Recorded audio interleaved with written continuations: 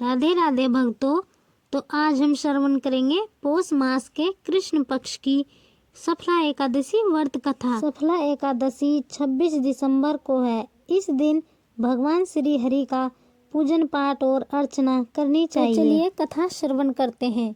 युधिष्ठिर बोले, कृष्ण पक्ष में कौन सी एकादशी होती है, उसका क्या नाम है, क्या विधि है और किस देवता का पूजन किया जाता है? हे जनार्दन, ये मुझसे विस्तार से कहिए। श्री कृष्ण बोले, हे राजेंद्र, आपके स्नेह के कारण मैं कहता हूँ। पौष मास के कृष्ण पक्ष में जो द्वादशी युक्त एकादशी होती है, उसकी विधि लोक हित के लिए मैं तुमसे कहूँगा। इस एकादशी का नाम सफला है। इसके नारायण अधिदेव हैं। विधि पूर्वक उनका पूजन करें। पूर्वोक्त विधि से ही एकादशी का व्रत करना चाहिए। हे राजन, जो सदा एकादशी का व्रत करते हैं वे सर्वथा मेरे प्रिय हैं। अब सफलता एकादशी पूजन की विधि सुनो। व्रत के दिन अच्छे ऋतु फलों से मेरा पूजन करें। स्वस्थ नारियल का फल, बिजोर, जम्भीरी, अनार, सुपारी, लौंग और अनेक प्रकार के आम के फल और धूप से विधि पूर्वक भगवान का पूजन करें। एकादशी में दीपदान का विशेष महत्व रहा है। रात्रि में विधि पूर्वक दीपदान करना चाहिए। जब तक नेत्र खुले रहें तब एकाग्रचित से रात्रि में जो जागरण करे उसके पुण्य का फल सुनो। हे नराधीप, उसके समान न तो यज्ञ है न तीर्थ, न संसार में कोई व्रत है। 5000 वर्ष तपस्या करने से जो फल मिलता है वह सफला एकादशी के व्रत करने से मिलता है।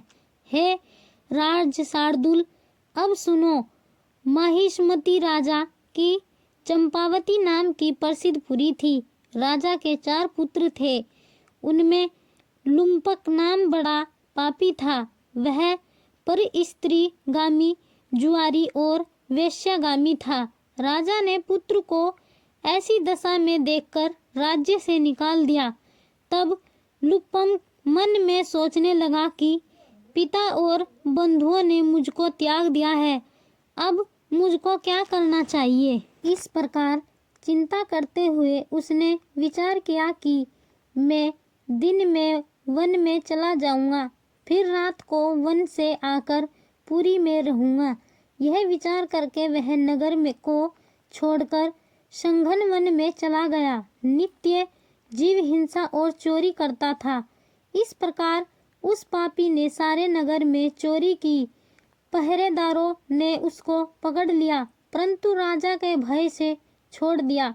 वन भगवान को अत्यंत प्रिय था। वहाँ अति प्राचीन पीपल का पेड़ था। उस वन में उस वृक्ष को देवता की तरह मानते थे। उसी स्थान पर वह पापी लुम्पक रहा था। निंदित और दुष्कर्म करते हुए उसको पौष कृष्ण सफला एकादशी का दिन याद आया। हे राजन, दशमी की रात्रि को वस्त्रहीन होने के कारण शीत से पीड़ित होकर बेहोश हो गया। शीत के कारण पीपल के नीचे उसको नींद नहीं आई और वह मृतक के समान हो गया। दांतों को कटकटाते हुए रात बीत गई। सूर्य उदय होने पर भी उसको होश नहीं आया।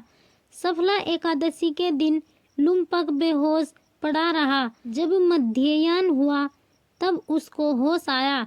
चैतन्य होने पर थोड़ी देर बाद वह अपने आसन से उठा। वह पग पग पर गिरता पड़ता लंगड़ाते ही तरह चलता रहा। वह भूख प्यास से पीड़ित होकर वन में गया। उस दुष्ट लुम्पक को जीव हिंसा की शक्ति नहीं रही। जो फल भूमि पर पड़े हुए थे उसको उठा लाया। जब तक वह आया सूर्यास्त हो गया। हे तात, अब क्या होगा, ऐसा कहकर दुखी होकर विलाप करने लगा। वह सब फल पेड़ के नीचे रख दिए। रात में उसको नींद नहीं आई। इससे उसका जागरण हो गया। मधुसूदन भगवान ने उन फलों का पूजन और सफला एकादशी का व्रत स्वीकार कर लिया। इस प्रकार लुम्पक ने अक्षमात व्रत कर लिया। इस व्रत के प्रभाव से उसको निष्कंटक राज्य मिल गया। सूर्य के उदय होने पर एक दिव्य घोड़ा आया। दिव्य वस्तुओं से युक्त वह घोड़ा लुम्पक के पास खड़ा हो गया। उसी समय आकाशवाणी हुई, हे राजपुत्र, वासुदेव की कृपा से और सफला के प्रभाव से अपने निष्कंटक राज्य को ग्रहण करो। पिता के पास जाकर निष्कंटक राज्य का उपभोग करो। बहुत अच्छा कहकर उसने स्वीकार कर लिया और वह दिव्य रूप हो गया। कृष्ण में परम भक्ति हो गई।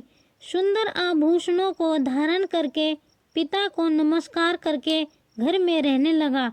उस वैष्णव पुत्र को पिता ने निष्कंटक का राज्य दे दिया। उसने बहुत वर्षों तक राज्य किया। एकादशी के दिन वह भगवान की भक्ति में लीन रहने लगा। वृद्धावस्था प्राप्त होने पर पुत्र को राजगद्दी देकर मन को स्थिर करके विष्णु की भक्ति में तत्पर होकर वन को चला गया।